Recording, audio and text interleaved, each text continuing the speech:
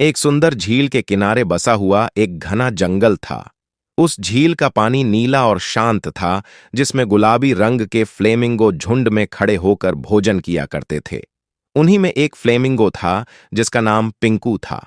पिंकू अपने सुंदर गुलाबी पंखों और लंबी टांगों पर बहुत गर्व करता था। उसे लगता था कि जंगल में उससे सुंदर कोई नहीं। उसी जंगल में पेड़ों की डालियों पर रहने वाला एक छोटा सा गिरगिट था, जिसका नाम रंगीला था।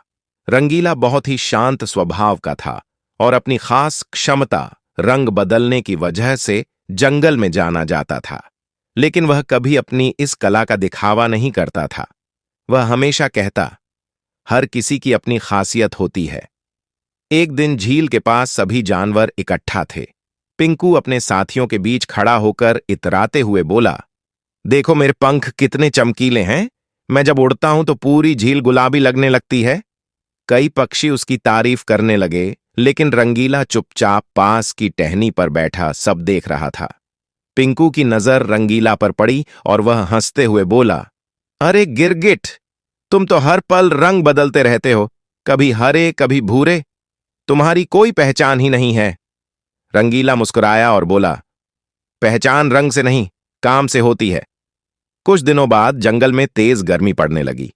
झील का पानी कम होने लगा और आसपास की हरियाली सूखने लगी। जानवरों को डर सताने लगा कि कहीं शिकारी इस मौके का फायदा न उठा लें।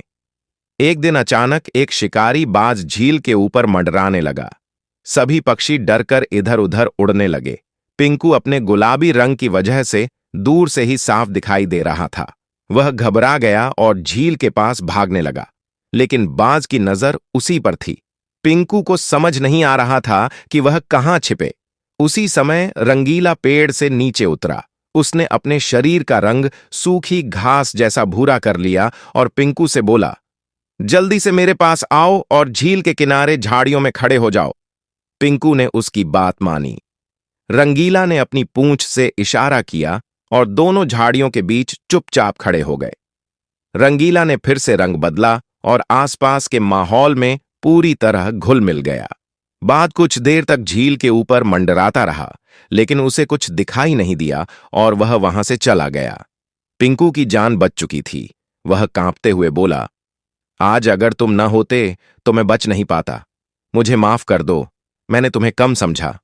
रंगीला बोला, कोई बात नहीं, मुश्किल समय में एक दूसरे की मदद करना ही सच्ची समझदारी है। इसके बाद पिंकू का व्यवहार पूरी तरह बदल गया।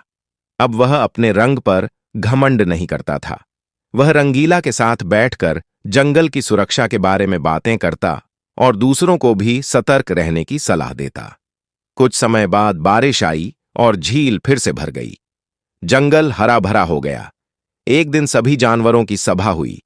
पिंकू ने सबके सामने कहा, आज मैं यह मानता हूं कि सुंदरता से ज्यादा जरूरी है समझदारी और सहयोग। रंगीला ने मुझे यह सिखाया है कि हर जीव की अपनी उपयोगिता होती है। सभी जानवरों ने तालियां बजाईं। रंगीला शर्माते हुए मुस्कुरा दिया।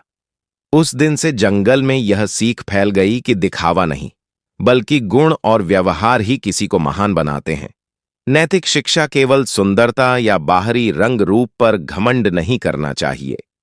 सच्ची ताकत समझदारी, विनम्रता और सहयोग में होती है।